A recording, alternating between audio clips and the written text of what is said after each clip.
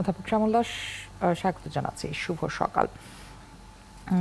Israel ফিলিস্তিন যুদ্ধ আরও দিনে দিনে আরও খারাপ পরিস্থিতির দিকে যাচ্ছে, কারণ ইসরায়েল তার হামলা তীব্র থেকে তীব্রতর করছে যখন থেকে তারা দেখছে যে আসলে যুক্তরাষ্ট্র, ইউরোপের মতো দেশগুলো তাদের মাথার উপর থেকে আস্তে আস্তে হাত সরাতে শুরু করেছে। কেউ কেউ কেউ কেউ একটু কঠোর অবস্থানে যাচ্ছে, যুক্তরাষ্ট্র যেমন।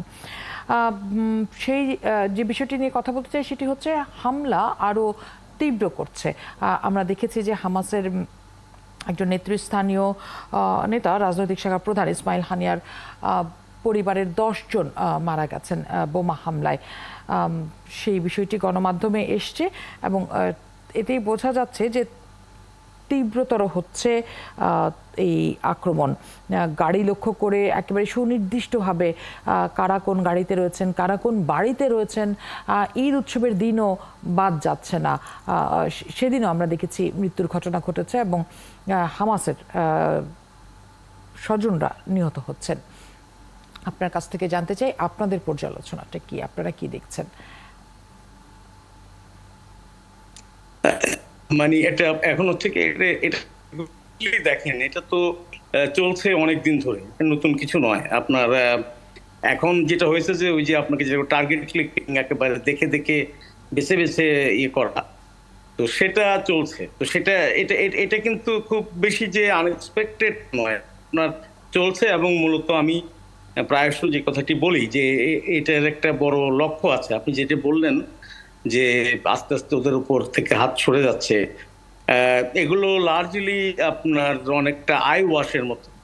কারণ হাত সরে যাওয়া মানে ওদেরকে সব সহযোগিতা বন্ধ করে দেওয়া তা কিন্তু নয়, ওটি চলছে। এখন হবে কি, যেটা হচ্ছে, যেটা আমি মানে যেটা আশঙ্কা করছি যে আপনার গ্র্যাজুয়ালি একেবারেই সব জায়গাটি খালি করে দেওয়া হচ্ছে, এবং খালি করে দেওয়ার পরে ওই ল্যান্ডটা মোটামুটি ভাবে আশা করা যাচ্ছে যে ইসরায়েল বা তারই যারা তাবেদার এই গোষ্ঠীটি ওটা ক্যাপচার করবে। এখন এখানে কি হবে, এখানে যেটা হবে যে আপনার ওই যে যেটাকে আমরা বলি যে ওই যে নিউ লিবারেল ইকোনমিক পলিসি, সেটাকে ওরা ইমপ্লিমেন্ট করবে। তো সেটা যদি ইমপ্লিমেন্ট করে, সেক্ষেত্রে এই জায়গাটি মোটামুটি এদের দখলে চলে আসবে। আর এমনিতেই যেহেতু মধ্যপ্রাচ্যে শুধু এই অঞ্চলটি ছাড়া পাশ্চাত্যের বিরুদ্ধে কথা বলার আর কোনো খুব একটা বেশি জায়গা নেই, তো আলটিমেটলি এই জায়গাটি আপনার আবার ওই ইসরায়েলের সাহায্যে পুরোপুরি মোটামুটি এই পাশ্চাত্যের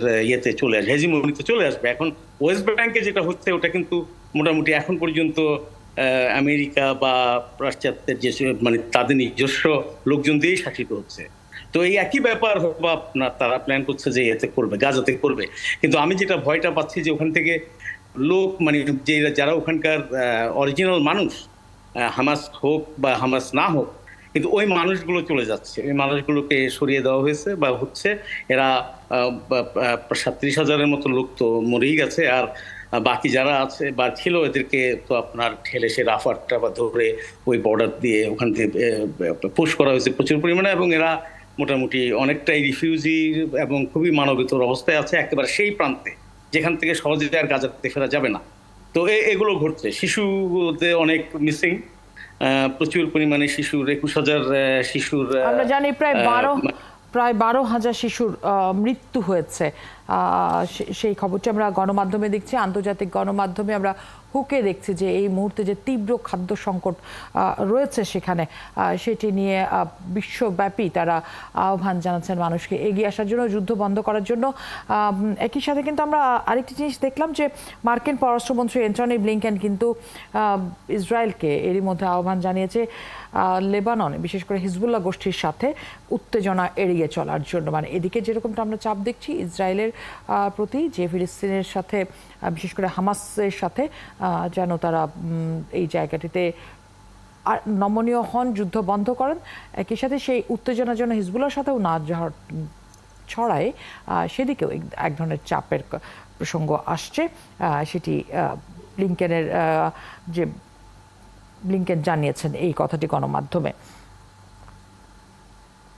তো এখন না যেটা হচ্ছে, আপনি যেটা বলেছেন এগুলো সবই ঠিক আছে। আমি তো বললাম যে এগুলো তো পত্রপত্রিকায় খবরগুলো এসছে, তারা আহ্বান জানাচ্ছেন, তারা অনেক রকমের কথাবার্তা বলছেন। কিন্তু সমস্যাটি হচ্ছে যাদেরকে নিয়ে কথা, তারাই তো এটা মানছে না, মানে আমাদের এই নেতানিয়াহু তো এটা মানছেন না। তিনি তো বলছেন যে আমি যদি কোনো চুক্তিতেও যাই তারপর আমি যুদ্ধ বন্ধ করব না। তো এখন আপনি বলছেন যে ওকে, তুমি হামাসের সঙ্গে একটা সেটেলমেন্টে আসো, তুমি হিজবুল্লাহর সঙ্গে একটা সেটেলমেন্টে আসো, কিন্তু কাজের কাজ তো হচ্ছে না। কারণ নেতানিয়াহুর একেবারেই খুব স্ট্রিক্ট একটা ঘোষণা হচ্ছে যে তিনি ওই হিজবুল্লাহ সহ এদেরকে সব লেবানন এগুলো সব একেবারে ক্লিয়ার না করে উনি থামবেন না।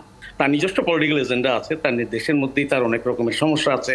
হোস্টেসদের আত্মীয় স্বজনরা প্রচুর পরিমাণে ঝামেলা করছে, বিরোধী দলগুলো ঝামেলা করছে, কাজে তিনি সহজে এই জায়গা থেকে সরবেন না। তো এটা আমার কাছে অনেকদিন ধরে চললো তো। আর এমনিতেই আমরা বুঝি যে এই সমস্ত প্রভাবশালী দেশগুলোর যে সমস্ত যে ডিসকোর্সগুলো সবসময়, ন্যারেটিভগুলো সবসময় থাকে, এই ধরনের একটা আবেদন নিবেদন থাকে যে এটা বন্ধ হোক, বন্ধুত্ব হোক, সবাই মিলে থাকুক, কিন্তু আলটিমেটলি ক্ষতি যাদের হওয়ার তাদেরই হয়। আপনি দেখছেন না যে এত কিছু হয়ে যাচ্ছে কই? আপনি কি দেখছেন যে কোনো গাজা থেকে যারা চলে গিয়েছিল তাদের ফিরে আসার কোনো লক্ষণ দেখা যাচ্ছে? শিশুদেরকে বাঁচানোর কোনো লক্ষণ দেখা যাচ্ছে? এখান থেকে সেক্স ট্রাফিকিং হবে আলটিমেটলি। That's my Hans. আমার নিজস্ব পড়াশোনার জায়গাটি হচ্ছে সেক্স ট্রাফিকিং।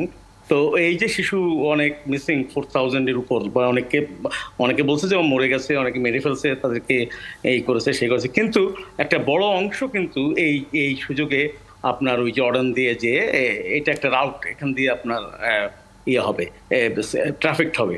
তো এখন এই যে সমস্যাগুলো, এগুলো কিন্তু আগেও হয়েছে, আপনার সিরিয়াতে হয়েছে, ইরাকে হয়েছে। এগুলো আমি ওইটা বেশি ভয় পাচ্ছি এখন। এই যে এতগুলো বাচ্চা, হয়তো বা আপনি যদি তাদেরকে টেক কেয়ার করেন, তাদের অর্গানাইজেশনগুলোর মাধ্যমে তাদের জন্য সাহায্য করেন হবে, তা এটা সম্ভব, কিন্তু কত করবেন, কতটুকু করা যায়? Save the children. অনেক ধন্যবাদ অধ্যাপক ডক্টর শ্যামল দাস আমাদের সাথে যুক্ত হওয়ার জন্য। আগামীতে নিশ্চয়ই আবার